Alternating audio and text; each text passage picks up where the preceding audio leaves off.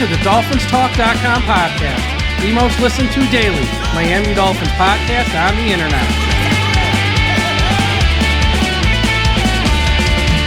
Miami's got the Dolphins, the greatest of all. Come on, Dolphins fans. Time to fins up. We're in the air, we're on the ground, we're always in control. And when you say Miami, you're talking Super Bowl. Cause we're the Miami Dolphins, Miami Dolphins, Miami Dolphins number one. Miami Dolphins, Miami Dolphins, Miami Dolphins number one.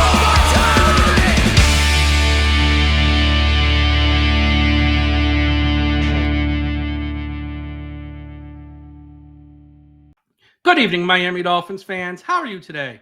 And thank you for listening to the DolphinsTalk.com podcast on this Wednesday night, January the 8th. I am your host, Michael Leva, flying solo today, as we have a lot to talk about here in the world of the Miami Dolphins. We're going to talk Anthony Weaver, going to talk Reggie McKenzie, going to also talk some about the press conference that Greer and McDaniel had Tuesday. Before I get to that, one bit of housekeeping. Dolphins Talk Extra. Folks, if you haven't signed up for it, go to patreon.com/DolphinsTalk. It's only $3 a month. Here's why. The offseason's here. We're still going to have a bunch of shows here on the free side anytime there's big Miami Dolphins news. But on our Patreon service, Dolphins Talk Extra, we're going to have a bonus show. Some about the Dolphins, some not. I do a weekly show on college football. I do a weekly show on pro wrestling. Josh is going to start a weekly show on music. We have myself and Aaron the Brain do a reality TV show, because we both love reality TV. We pop in with those. And there's going to be more. I have a special guest coming on Friday night, Cav Manning from the Lingus Mafia. It's going to be Patreon-only show to where we're going to talk about the NFL playoffs. We're going to talk about his Chicago Bears as he makes content about his Bears. We're going to talk pro wrestling because he also covers pro wrestling. And we're also going to talk about the Tyreek Hill situation and the Miami Dolphins. It's going to be a potpourri of topics with Cav Manning, one of the great content creators out there on social media. We have a bunch of stuff. We also have a private Discord message board if you just are fed up with social media and the toxic nature of like Twitter, X, or Facebook. We have a private message board exclusively for Dolphins Talk Extra members. No one's going to yell at you. No one's going to scream at you. We can have fun conversations, open conversations, private. So check out Dolphins Talk Extra. Oh, and we also have contests where we give away cool prizes. Last month we gave away a Mercury Morris autographed jersey. More stuff like that, but you got to be a member of Dolphins Talk Extra. Patreon.com/DolphinsTalk. If you enjoy Josh, Aaron, myself, and some of the other personalities here at DolphinsTalk.com, we do also non-Miami Dolphins content as well as bonus separate content on our Patreon server. So check that out. Okay, first story of the day. Reggie McKenzie, Miami Dolphins senior personnel advisor, I believe is his title, is going to interview for the Tennessee Titans general manager role. Reggie McKenzie has been with Miami since 2019 as part of someone who's part of Chris Grier's front office staff. You know, I know most fans of the Dolphins are sort of frustrated with Chris Grier, frustrated with the direction of the organization, which is all fair and it's valid. But, you know, two things can be true at the same time. While you're upset with that, there are some good people behind the scenes. And Reggie McKenzie is one of them. So if you were to leave, it'd be a loss. But also on the bright side, the Dolphins would get 2 compensatory picks in round 3, one this year, one in 2026, because he is a minority candidate who would get hired away from your team into a general manager role. So that's something to keep an eye on there. I don't know if he's going to get the job. Reggie's going to be 62, I believe, next month in February. He was the Raiders general manager between 2012 and 2018. And, you know, he's been in an NFL front office executive role since 94 with the Packers, and he went to the Raiders, and now he's with the Miami Dolphins. So a wealth of experience, very well-respected name in NFL circles, which is how you do get one of these interviews. His time in the Raiders as GM, it was spotty. He had 1 year, I believe, where they won 12 games, and he did, like halfway through, did get a 4-year extension. So it wasn't like bad from the start. It was just never great. I believe his last year there, they were like 7-9, but he, once again, has been there since 2012. So Raiders just decided it was time for a change, which is fair. So, you know, he didn't have a ton of success with the Oakland Raiders at the time. This was prior to them moving to Las Vegas. But, yeah, we'll see. Again, for the Tennessee Titans, this is a big one because they got the number 1 pick of the draft, and obviously they're looking at quarterback. And, you know, they got to hire a GM who's going to share the vision with the head coach and all that good stuff and be in lockstep with ownership on what to do with that number 1 pick. So we'll see. But Reggie McKenzie, if he were to leave the Dolphins, they would get 2 compensatory picks. In a similar vein, Anthony Weaver, the Miami Dolphins defensive coordinator, on Wednesday completed a virtual interview with the New Orleans Saints for their head coaching job. The Bears have also requested permission to talk to him, and Jacksonville may as soon too, as he's been tied to that. And I know some people heard, virtual interview. Folks, that's what these teams do. These head coaching interviews, they're like 6 to 8 hours. And a team cannot meet with like 10 or 12 guys for 6 or 8 hours. So they'll do a virtual interview of like an hour or 2 with these guys, kind of like a pre-screening. And then they'll take their list of 10 or 12 guys, get it down to 4 or 5, and they'll meet with those 4 or 5 one-on-one and bring them in. That's sort of the new process in the NFL. And that's kind of how most of these teams handle this now. So Weaver did a virtual interview with the Saints, and we'll see if he gets brought in for a more substantial interview here in the coming days. The Saints job has sort of been tied to Aaron Glenn of the Lions, their defensive coordinator. He appears to be the clubhouse leader there, so we'll keep an eye. And again, if Weaver gets a head coaching job with anyone, the Dolphins do get 2 third-round compensatory picks, 1 for this year, 1 for next year. The Bears, there's a report over the weekend, Diana Rossini of The Athletic said the Bears are doing serious homework on Weaver. He seems to be the clubhouse leader there. Doesn't mean he'll get the job. Just like early favorite in early January, the Bears have sort of earmarked him as someone they're really interested in. We'll see. Jacksonville, he's been tied to, but they haven't reached out yet. So we'll see there. And you have to remember, too, with these head coaching interviews, and we've seen this a lot in Miami, a team with an opening, they might do these virtual interviews with like 12 guys. Out of those 12, they're probably only really interested in 4 or 5, but they want to meet with everyone, at least in some capacity, because A, you want to pick their brain. You want to see if they got any great ideas. B, you want to see if you get wowed. Some of these guys who you might not be, super high on, or who might be on the outside of your radar, just blow you away. And it's like, whoa, this was a nice surprise. And C, you might be interviewing them for a job on a staff if you hire someone else. Meaning, if you're going to interview a quarterback's coach for a head coach job, you might really just have him in mind to be your offensive coordinator if you hire this other guy. Like, hey, we're asking you all these questions. By the way, if we go with someone else, you're just a quarterback's coach. Would you be interested in being an offensive coordinator maybe? You worked with this other guy who we're meeting with. How would you guys work? Like, that's how this works. So Weaver, though, being a defensive coordinator, he's not going to leave for an equal position. But that's how these head coaching things work. And Weaver, he's probably going to be a head coach. I'd be very surprised if he doesn't get a job this cycle. And I've said for months, I'm not like super high in Weaver. He might be good, he might not. I don't know what he's proven yet, but people seem to love him, and he's very much well respected. So congratulations. If he does get a head coaching job, that'd be great. And again, for the Miami Dolphins, they would get 2 third-round compensatory picks. Here's the problem that Miami might have. I spoke about this on a show I did Saturday.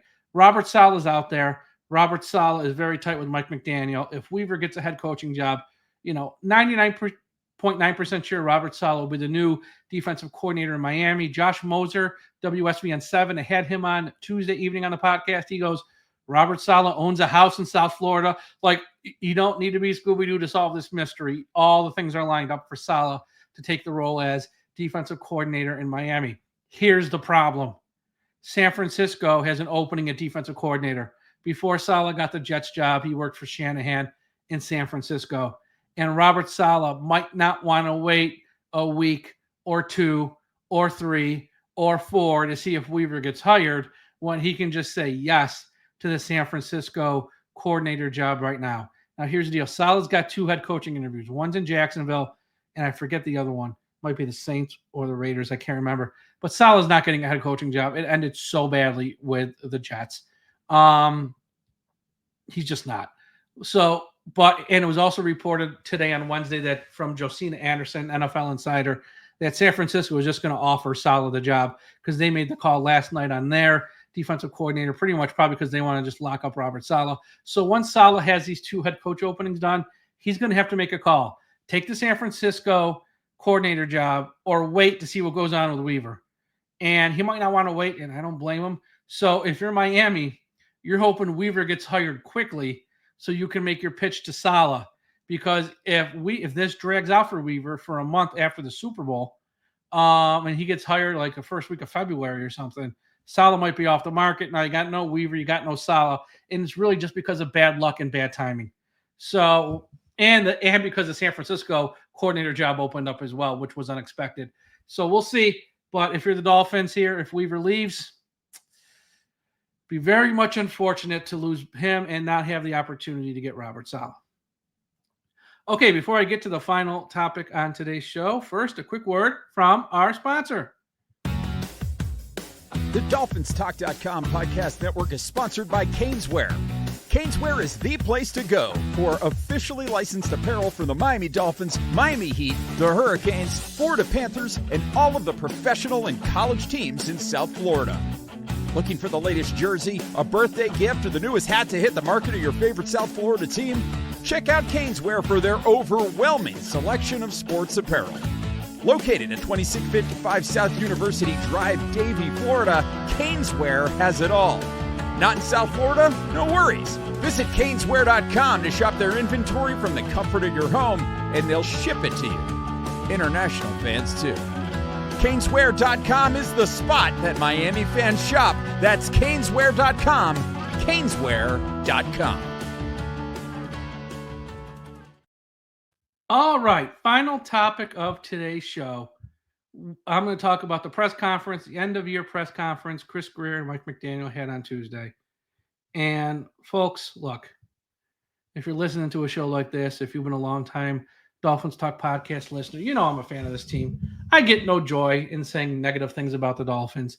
But when you walk outside in the morning to leave your house for work, if it's raining, you have to say it's raining. You can't say it's sunshine. If you walk outside, leave your house in the morning for work, and snow is up to your kneecaps, you got to say, we got hit with a snowstorm. There's snow on the ground. You cannot lie and say, I'm at the beach. There's all sand on the ground. You look like an idiot. And when you're a fan of the Dolphins right now, after you've gone 25 years without winning a playoff game, after you just finished under 500, had an 8-9 season, and you went into the year with expectations sky high, I cannot sit here with a straight face and say things are great.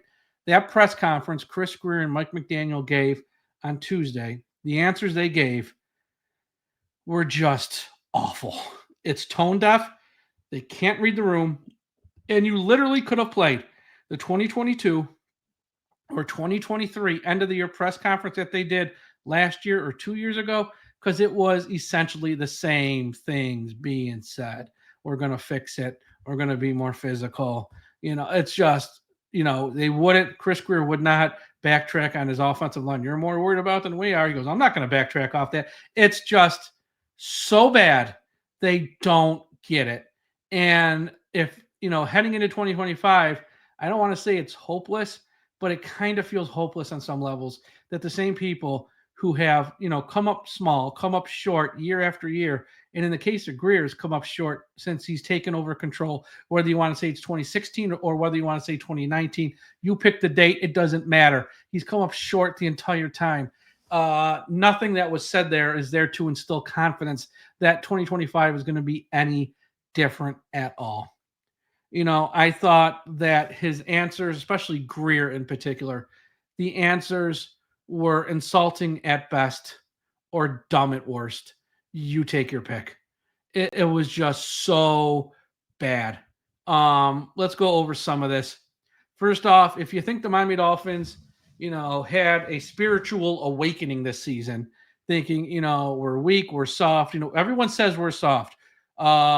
Jordan Brooks, after the loss to the Packers, who was on the team, said we're soft. Jordan Poyer, before he signed with Miami in his time with the Bills, said the Miami Dolphins are soft. Elliott, who left here and signed with Pittsburgh last season, said Miami's soft. I don't care if you're here now, you were here, you just got here. Everyone says the Dolphins are soft. You watch the games, the Dolphins are soft. If you think they're going to have a change in philosophy or a change in their process of roster construction, don't hold your breath. Because one of the first things in the press conference was from Chris Grier, we're very confident in our process, which is code for we ain't changing a thing. we're just going to get better players. But the process is the process. And by process, he means roster construction.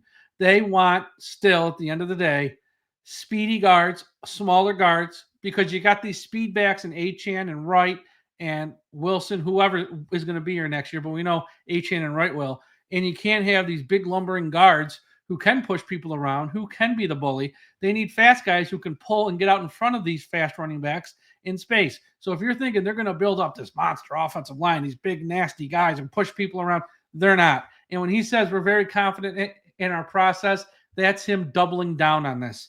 That was the first thing. When it gets to the offensive line overall, Chris Grier said he will not walk back his comments on the offensive line. That comment we've played ad nauseum. You're more worried about the offensive line than we are. We're back there behind the scenes chuckling because you guys are all worried about this offensive line.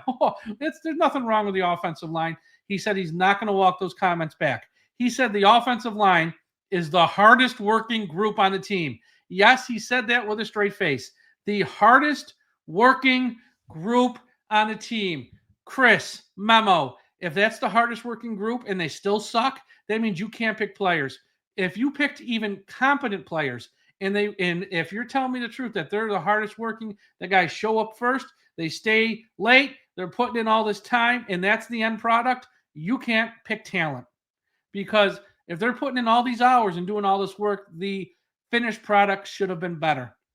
He did say Austin Jackson was a major loss, and I will agree with that. And he said once they lost Austin Jackson, it was a slow bleed out. Fair enough. But here's the deal. We're talking about Austin Jackson, not Orlando Pace, not Anthony Munoz, not Richmond Webb, not any legendary offensive tackle of the last 25 years. We're talking Austin Jackson, who's a middle-of-the-road right tackle. And yes, he's a nice player to have on the team. But if the loss of Austin Jackson was the reason this house of cards crumbled, you got bigger problems you don't even know. It's Austin Jackson, folks, who's had one good NFL season ever. And he also said Keon Smith was a major loss. Keon Smith was a backup who got hurt on August 10th. August 10th! He's saying that's a big loss. Again, if Keon Smith and Austin Jackson are your pivot points to why things failed, that's on you. Austin Jackson, middle-of-the-road guy. Keon Smith is an afterthought. And he was out for the season on August 10th. You're telling me from August 10th to week 1 in September, you couldn't find a replacement? You couldn't get someone to replace Keon fucking Smith? Sorry for swearing. And then also after August 10th, you cut Jack Driscoll. So if Keon Smith's hurt in your week there, Jack Driscoll, who could play tackle, center, or guard, you're going to cut him too, who was one of your big signings to replace Hunt. Because you lost Connor Williams and Hunt. Aaron Brewer to replace Connor Williams, Jack Driscoll to replace Hunt, and you cut Jack Driscoll the final week of training camp before week 1. So you lost Keon Smith, and then you cut Jack Driscoll, and you're sitting there going, well, we had no depth. Yeah, no shit. No shit, Chris. No shit. I mean, it's, again, the answer is insulting at best or stupid at worst. Take your pick. Because it shows arrogance that he doesn't care and he's just misguided, or he's just an idiot. He's just a bumbling idiot. But it was funny after saying all this stuff about the offensive line. He goes, now it's time to invest in the offensive line because Kendall Lamb's going to retire. And he didn't say Armstead probably won't be back, but it sounds like Armstead won't be back because A, the salary cap mess they're in, they have to cut him, and B, he can't stay healthy. So even if Armstead wants to play next year, it won't be in Miami. He didn't say that, but it was sort of hinted at reading between the lines. So now with those two guys gone, because, Kendall Lamb, once again, is great, some star player. And because of Armstead, now we're going to invest in the offensive line. Oh, great. So he's not going to walk back that you're more worried about the offensive line than we are. But now it's time to invest. Double talk out of both sides of your mouth, man. Anyone who still has faith in this man, pass the Kool-Aid, dude. Pass the Kool-Aid. If you are frustrated with Mike McDaniel's play calling and how you cannot be, I don't know, with the bubble screens, the running at the most inopportune time where you need a yard and you pitch it 5 yards back behind the line of scrimmage and all that stuff. Well, he ain't giving up the play calling. When asked about this, he goes, he feels the team is best served with him calling plays. And he goes, if there's a time where that changes, he will pass it off, but it ain't now. So Mike McDaniel, as much as he has failed as a play caller here in Miami, as the offense has literally gotten worse from 2022 to 2023 to 2024, and the offense took a huge step back this year, and it ain't all because of Tua, folks. It took a huge step back because the head coach was bad at his job. He's still going to call plays. Literally the definition of insanity as he regresses from year 1 to year 2 to year 3. We're going to just do it again, run it back with Mike McDaniel calling plays, and he's not going to give that up. When it came to, and this was probably the biggest topic of the press conference, sort of accountability in Miami, McDaniel, what Tyreek Hill said after the game about him wanting out, it led into a larger topic of, pretty much as Mike McDaniel still have this locker room. And it came out that a lot of players this season, they wouldn't say who, were consistently showing up late for practice, showing up late for meetings. And even when Mike McDaniel fined those players, it didn't stop the players from not showing up late again. So the players like, fine me, I don't care, I'll pay the fine. And they still showed up late throughout the entire season, whether for practice or meetings. And this is the best one. They held a meeting on Monday after the season's over, after the loss to the Jets. And the theme of the meeting was players showing up late for meetings and tardiness. Now, look, I didn't go to Yale like Mike McDaniel, but holding that meeting once the season's over seems misplaced. Maybe hold that meeting week 6, week 7, week 8.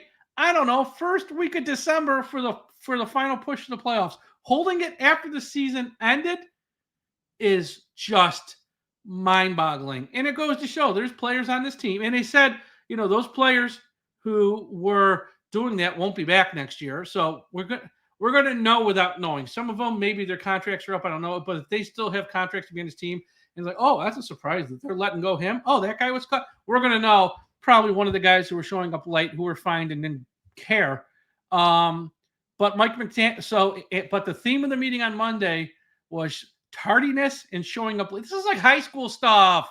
This is what high school coaches do with high school kids who are making out with their girl under the bleachers and go, I don't care about practice, I'm making out. Like, this is high school stuff, showing up on time. These are millionaires, paid professionals. This is how they pay their bills. This is how they support their family, making millions of dollars. They can't show up on time. And an NFL head coach has to have a meeting after the season about tardiness? Are you fucking kidding me? Sorry for swearing. You think the Philadelphia Eagles are doing that? You think the Ravens are doing that? You think the Bills are doing that? You think the Chiefs are doing that? No, a clown show in Miami's doing that, and this owner thinks everything's fine. Keep everyone, let them have their job. Mike McDaniel said about the meeting Monday, they heard the message, we have zero tolerance for tardiness. No, Mike, you have a lot of tolerance for tardiness because you waited until after the season to have the goddamn meeting. Jesus, stuff is so stupid. And then Chris Grier had to chime in. Mike's message to the team was very well received. Great. Maybe don't wait till the season's over to have it.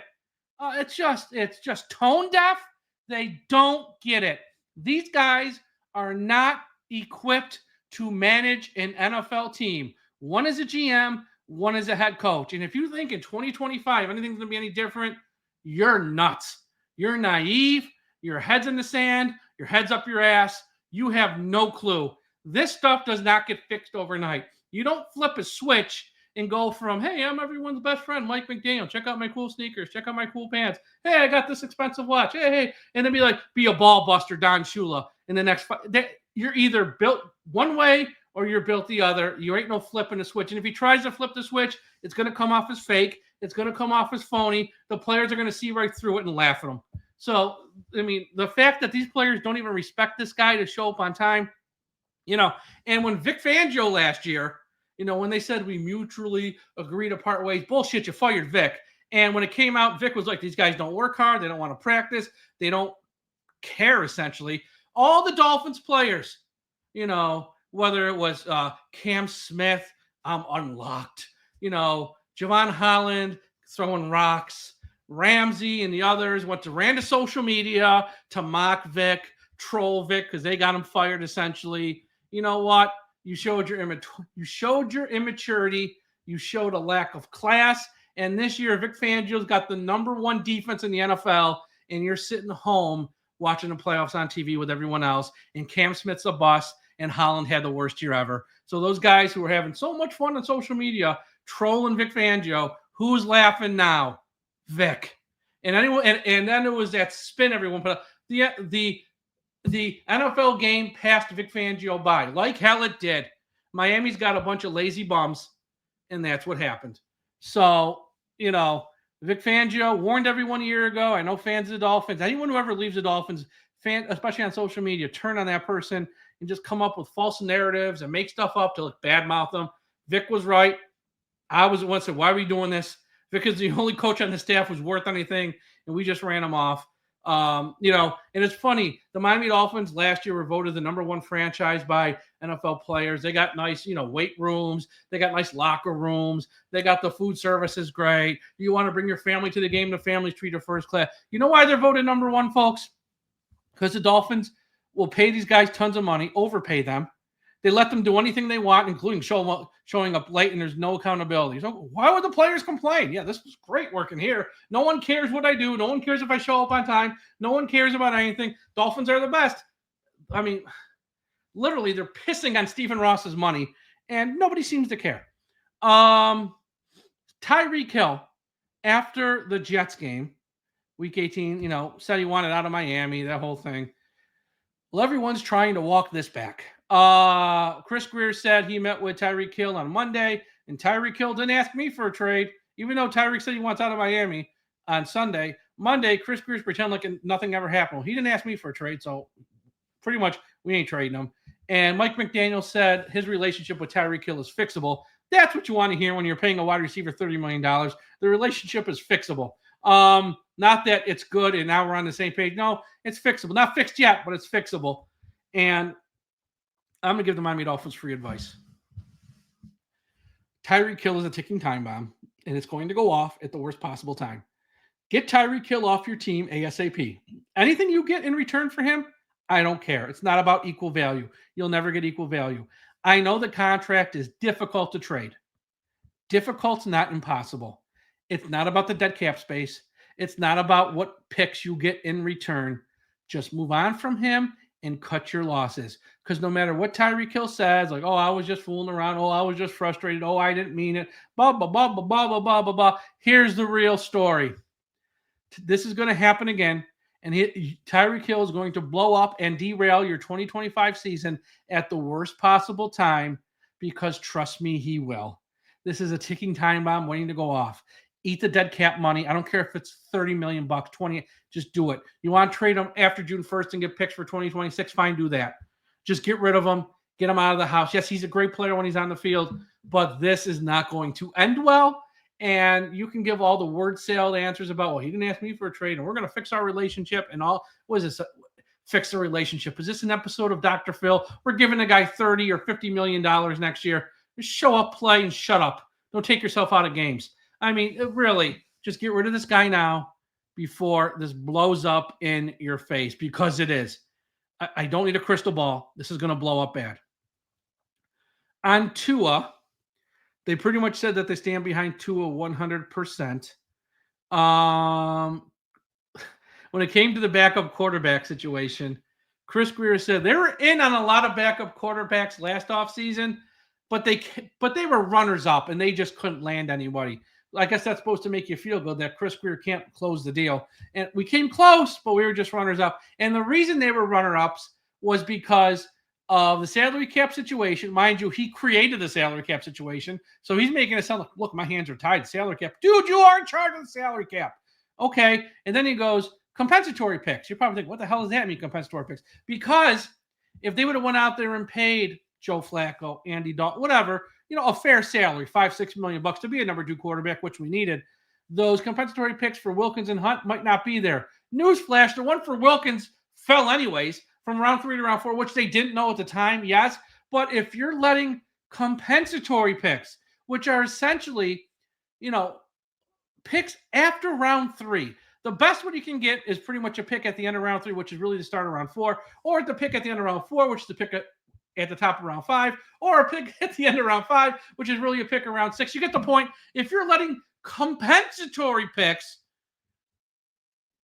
determine who's your backup quarterback, I mean, how stupid can you be? It's a compensatory pick. Who gives a shit? I mean, they said this stuff with a straight face. You're telling me we could have maybe had Andy Dalton as our number 2 quarterback. Maybe we beat the Colts and the Titans and we're in the playoffs. But that compensatory pick at the, we're going to pick another Channing Tindall or Eric Izakama, 2 nothings, 2 nobodies, who cares? You let that carry more weight than getting a legitimate backup quarterback. Folks, again, this is how you go 25 years without making the playoffs. Just dumb decisions over and over again. And they sit there at a press conference for close to 40 minutes and say it with a straight face like this is normal. This ain't normal. This is how idiot teams are run. You think, who cares about compensatory picks? Seriously. You can't get picks right in rounds 1 and 2. Cam Smith, Noah Igbenogany, Austin Jackson really ain't nothing to write home about either. You missed picks there. Liam Eichenberg around 2, you screwed that up. You're worried about picks at the end of round 3 or the end of round 4 or the end of round 5? Who cares? Man, being a fan of this team really is frustrating. And I know, look, there's Homer fans out there who, no matter what the Dolphins do, no matter how bad they are, no matter how bad, we never win a playoff game, we never win there's fans out there who will, whatever shit that the Miami Dolphins are going to shovel down their throats, they take it, they don't care, they eat it with a smile. Give me that shit sandwich, I'm going to smile. You're the Dolphins, I'm a Dolphins fan forever. We're all Dolphins fans forever. That's not the point. As a fan, if you're not frustrated, and I don't know who isn't frustrated, listening to this press conference on Tuesday, I mean, stand up and say this is unacceptable. It's so funny. I put out a long tweet, I think on Monday, saying, if you're a fan of the Dolphins, frustrated with everything that's going on, Grier's coming back, McDaniel's coming back, isn't a surprise. We all knew it was happening. Been 25 years without having a playoff win. At what point can the fans stand up? An NFL franchise is a public trust. Yes, it's owned by one person. It's owned by a billionaire. But sports franchises stay in the same city. It's pretty much a public trust between the owner and the city, and that a team is going to bring attention to the city. It's going to bring financial income to the city. The fans are going to support the team, whether the current owner has it for however long or it gets sold or passed on to the next owner. As the fans are always there, the city's always there. The team is owned by whoever for however long a period. It's a public trust. Even though one person owns it, it's essentially a joint partnership between the city and the owner. And for however many years now, 25 years, let's just say, Dolphins fans have showed up, bought the tickets, bought the merchandise, paid for parking, which there is no parking in Hard Rock anymore, dealt with that. They support the Miami Dolphins charities and causes off the field, which are great. They pay for the overpriced concessions. The fans have shown up and done their part. At what point is it okay for the fans to say, I'm doing my part, you do yours? We're not even asking for a Super Bowl at this point. We know that's probably impossible. Can you win a division? Can you win a playoff game? Can you play a meaningful game in January that we win that can bring us some excitement and joy? Can you do anything? And that's where the Dolphins miss the mark every time. And, some fans don't care. Some fans are like, hey, I got no control over this. I'm just happy. I'm going to Hard Rock Stadium. It's a nice sunny day. The hot dogs are great. The soda's cold. I'm having a great time at Hard Rock Stadium. Hey, look, I'm taking pictures. I'm going to put them on social media. Look at me. I'm at Hard Rock Stadium. Hey, and they don't care if the team wins or loses. They say they do. They don't care at the end of the day because it's about just going out to an NFL game and having fun. But for the rest of us fans who actually give a shit if the team wins or loses, this stuff matters. Dolphins fans give out good money for season tickets, which they raise the price on every year. Good money to pay for parking. For the fans who are out of state, like me and stuff, who actually fly down there 1 or 2 or 3 times a year, they pay good money on flights and hotels. At a certain point, it's okay for the fan base to be mad as hell and we're not going to take it no more. And again, as a fan, You don't have to go. And if you're in Miami, you've done this before. Look at the Marlins. The Marlins actually won you 2 World Series. But when they sort of screwed you over time after time after time after time again, Miami, South Florida sports fans told the Marlins, go after yourself. You ain't getting our money no more. And the Marlins are an afterthought in South Florida. You can do the same to the Dolphins and maybe send a message to clueless Stephen Ross that this is unacceptable. It's not going to happen overnight. You're not going to bankrupt Stephen Ross. No one's saying, let's have a boycott. That's stupid. I'm just saying, speak with your wallet, send a message, and you might get changed. Because spoiler, folks, if the Dolphins in 2025 go 8-9, if they go, 7-10, guess what? Chris Grier's not getting fired. Mike McDaniel's not getting fired. And we're going to be sitting here 365 days from now talking about the same thing over again. And if you're one of those fans who are okay with that and literally don't care if the team ever wins, and you don't care if the team has any success, and it's about you more than it is the outcome of these games, that's fine. Give them your money. Go there. Take your selfies. Have a blast. But if you're like the rest of us, normal Dolphins fans, it's okay to voice your displeasure in any way you want. And one of those ways is with your wallet. Because this press conference on Tuesday was fucking insulting if you're a level-headed, knowledgeable Dolphins fan. Nothing's going to change. And not only is nothing going to change, we now know nobody respects the head coach in that locker room. Enjoy the offseason. I don't know. As fans of this team forever, they've always sold you hope on some level. And even if it's a kernel of hope, you can say, okay, I see the process. Might not agree with it, but let's see how this goes. And you give them some little bit of leeway. You give them a little bit of a leash. Say, okay, let's see where this goes. I can understand what the thought process is. Right now, 2024, going into 2025, if you feel hopeless, you're not alone. Because as I've said, the Dolphins have 2 fatal problems they can't get past. And they can go out there in March and April and sign a bunch of free agents. Mind you, they got no money. I don't know how they're going to do it. But even if they clear out a bunch of cap space and they go out there and sign a bunch of free agents, fans can get excited. And then it gets to the April draft and they got 10 picks. Maybe they make some trades and get more. And let's say, you don't know truly about a draft until like a few years after, but they have a bunch of picks. Oh, that's a smart pick. That seems like a smart pick. Wow. Everyone seems to like our picks. This is probably a good draft. And you sort of knock it out of the park at the draft, whatever that means. Okay, so you got some excitement in March of free agency. I like what they did. You got excitement in April with the draft. I like what they did. The problem comes in September. And here's the 2 problems the Dolphins can't get past. A, you got a quarterback who can't stay healthy, can't stay on the field. And B, you got a head coach who is clueless on the sideline. Can't win a challenge. His play calling sucks. And the team doesn't respect him. You can put the best roster on this field. Your head coach is clueless, and your quarterback can't stay healthy. And it doesn't matter. Nothing you do in March and April will change that. And that's the problem the Dolphins have going into 2025. I don't get it. Is what it is at this point. But as a fan, you don't have to take it. Again, you don't. You did it with the Marlins. If you live in South Florida. But we'll see. We'll be here all off season to chronicle this. Chronicle this off season, which should be interesting. But just sort of wanted to share my thoughts on that press conference because it really, as I'm sitting there watching it live, as I'm taking notes, I'm like, they're really saying this. They're absolutely really saying this, and they just don't get it. They're tone deaf. So whatever, is what it is. Everyone, thank you for listening to the DolphinsTalk.com podcast. Again, Dolphins Talk Extra, patreon.com/DolphinsTalk. Bonus shows about the Dolphins, non-Miami Dolphins shows to get us through the offseason as well. College football, pro wrestling, music, reality TV, and anything else in between. Friday night, Cav Manning, Lingus Mafia podcast. Join me. We're going to preview the NFL playoffs, talk Bears, talk Dolphins, talk NFL head coach openings, talk a little pro wrestling as Cav's an insider there and covers that. We're going to talk about a bunch of topics and have some laughs and fun there. You're going to want to hear that. And also the private Discord message board, patreon.com/DolphinsTalk.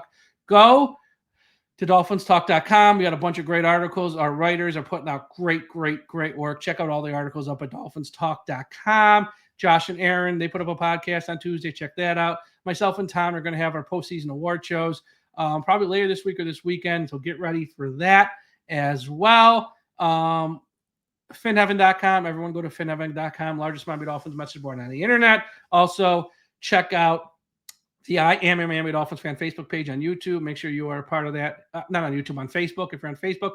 And if you're watching this on YouTube, 1, smash that like button. 2, subscribe to the channel, period. And wherever you're listening to this podcast, Spotify, Apple Podcast, Podbean, Podchaser, iHeartRadio, Audible, or one of the thousands of platforms we're on, be sure to subscribe. Everyone have a great Wednesday night. Have a great Thursday. We'll talk to you again after a while. And folks, don't forget, we must put an end to highway profanity.